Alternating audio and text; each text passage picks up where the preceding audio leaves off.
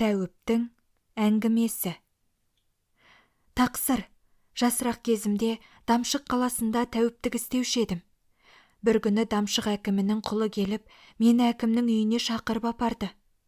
Ауыз үйінің бір бөлмесінде тұрған төсек ағашта ауырып біреу жатыр. Сұлулықта адам баласы онан аспас. Шақыртқан әкіміміз сол екен. Жанына отырдым да, білегін ұстап тамырын байқадым. Ол маған бірақ оң қолын бермей, сол қолын ұстатты. Мен оны тәкаппар өскен, әдепсіз болар деп қатты ренжідім. Ауруының түрін біліп дәрі бердім. Біраз күннен кейін жазылды.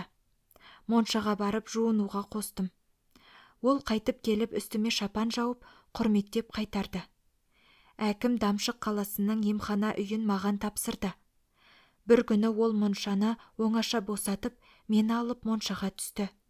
Киімін шешкен соң байқасам, оң қолы кесік, денесінде тұтасып тұрған таяқтың таңбасы бар екен. Мен аң-таң қалып, есімнен айырыла жаздадым. Менің таңырқағанымды әкім де сезді. Сіз таңырқамаңыз, моншадан шыққан соң себебін айтып берем деді. Моншадан шығып, тамақ ішуге отырдық. Әңгімесін әкім бастады.